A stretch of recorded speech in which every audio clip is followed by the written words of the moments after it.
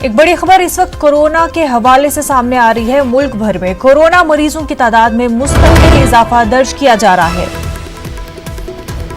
Corona मुतासरीन की तादाद बढ़कर 81,970 हो गई है। मरने वालों की तादाद 2649 हो चुकी है। अब तक 51,401 मरीज सेहतयाब भी हो चुके हैं।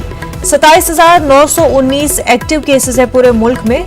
24 घंटों की बात करें, पिछले 24 घंटों में 3,722 नए मामलों की तशखीस हुई है। एक दिन में 134 अफराद हलाक हो चुके हैं। कोरोना के हवाले से आपको अपडेट्स बता रहे हैं। पूरे मुल्क में कोरोना मरीजों की तादाद में इजाफा देखा जा रहा है। कोरोना मुतासरीन की तादाद बढ़कर 81,970 हो चुकी है। मरने वालों की तादाद 2649 है और अब तक 51,401 मरीज सेहतयाब भी हो चुके हैं। दिल्ली से हमारे नुमाइंदे पवन गौड़ बराह रास्त हमारे साथ जुड़ चुके हैं। पवन, पूरे मुल्क में कोरोना के हवाले से क्या अपडेट्स है?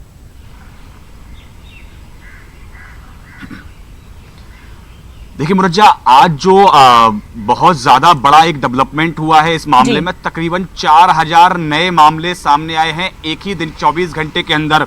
जो अब तक का जो आंकड़ा है टोटल जो है वो 81,970 टोटल अब जो कोरोना पॉजिटिव के मामले हो गए हैं। कल से जो कल 78,003 का आंकड़ा था उसमें 3967 3967 की बढ़ोतरी हुई है। तकरीबन 4,000 नए पेशेंट सामने पिछले 24 घंटे के अंदर आए। एक बहुत बड़ी चिंता का विषय है पूरे देश के लिए, क्योंकि लगातार अब मामले बहुत ज्यादा बढ़ रहे हैं। हालांकि स्वास्थ्य विभाग का कहना है कि क्योंकि अब टेस्ट की संख्या लगातार बढ़ रही है, तकरीबन देश में पूरे देश में एक दिन के अंदर 1 लाख टेस्ट किए जा रहे हैं, उसके चलते अब ये मामले सामने आ रहे हैं। हालांकि तमाम दावे स्वास्थ्य विभाग के द्वारा किए जा रहे हैं कि पहले जो डबलिंग रेट था वो दिन के हिसाब से वो 10 दिन के अंदर मामले डबल हो रहे थे।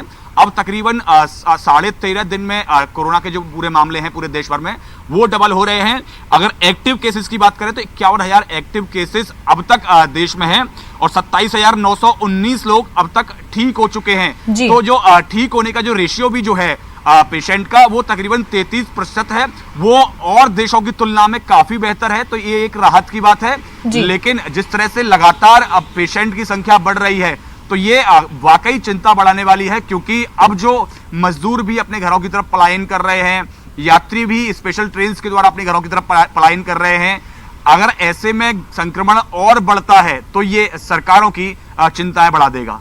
बिल्कुल पवन, और जब से लॉकडाउन में नरमी आई है, लोग जो है मूवमेंट शुरू हो चुकी है, केसेस में भी उछाल हुआ है, तो ऐसे में एक्सपर्ट्स का क्या कहना है कि लॉकडाउन 4 आने के बाद भी जो है फिर किस तरह से ये केसेस बढ़ते जाएंगे और उस सिचुएशन को किस तरह से कंट्रोल किया जा सकेगा?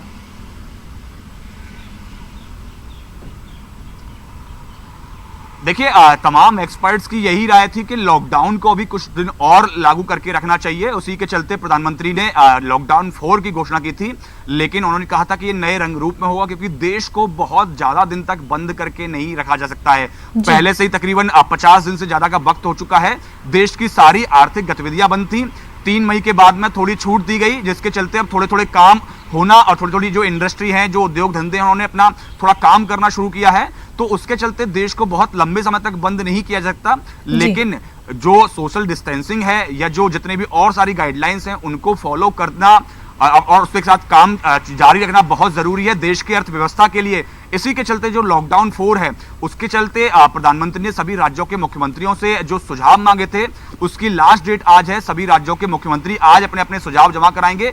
उसके बाद में जो लॉकडाउन 4 कैसा होगा उसकी एक रूपरेखा आगे हमको देखने को मिलेगी, किस तरह से कौन कौन सी नई गाइडलाइंस गृह मंत्रालय या स्वास्थ्य विभाग की तरफ से आती हैं। लेकिन यह जरूरी है कि आगामी कुछ महीनों तक पूरे देश की जनता को जितनी भी गाइडलाइंस आती हैं उन सबका पालन करना होगा। फिजिकल डिस्टेंसिंग और हाइजीन मेंटेन करना बहुत जरूरी है अगर इस संक्रमण के फैलाव को रोकना है। और यही बात लगातार सरकारों के द्वारा, सभी विभागों के द्वारा, चाहे स्वास्थ्य विभाग हो, गृह मंत्रालय हो या अन्य विभाग हो, उनके द्वारा लगातार बताई जा रही है।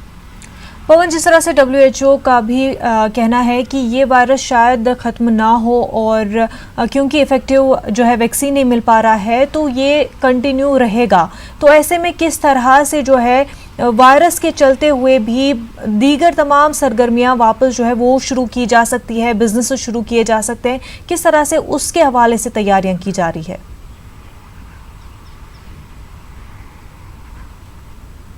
देखिए बिल्कुल, जिस तरह से क्योंकि WHO का जो नया स्टेटमेंट आया, उन्होंने कहा कि क्योंकि अभी वायरस का नेचर नहीं पता लग रहा है, ओरिजिनलिटी नहीं पता लग रही है, इसलिए इसका अभी कोई हल निकालना या इसका कोई ट्रीटमेंट निकालना बहुत अभी देरी इसमें लग रही है, और हो संभवतः ये पूरी तरह कभी खत्म ही ना हो, क्योंकि इसका नेचर नहीं पता लग रहा है। उसी के बाद में अगर आप गृह मंत्रालय की बात करें या स्वास्थ्य विभाग की बात करें या खुद प्रधानमंत्री की बात करें, उन्होंने कहा कि हमको कोरोना के साथ जीने की आदत डालनी होगी। मतलब कि ये साफ है, क्योंकि अभी हाल ही में इसका इलाज मिलता नहीं दिख रहा है, लेकिन देश को बहुत ज्यादा दिनों तक बंद नहीं रख सकते, इसलिए तमाम जो गाइडलाइंस है उनका पालन करना बहुत जरूरी है, और देश की आर्थिक गतिविधियों को खोलना भी बहुत जरूरी है। इसलिए गाइडलाइंस का पालन करते रहिए, और देश की आर्थिक गतिविधियों को फिर से चालू करना पड़ेगा, देश को आर्थिक रूप से पटरी पर फिर से दौड़ाना पड़ेगा।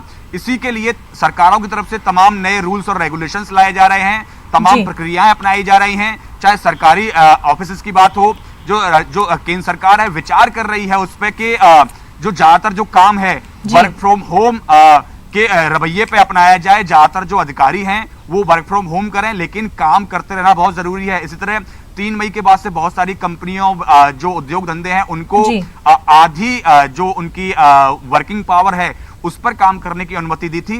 तो ये कई सारी जो गाइडलाइंस हैं, कई सारे रूल्स हैं, उनको हमको फॉलो करते हुए और आगे अब देश की अर्थव्यवस्था को आगे बढ़ाना पड़ेगा। बिल्कुल पवन, बेहद शुक्रिया तमाम तफसीलात के लिए।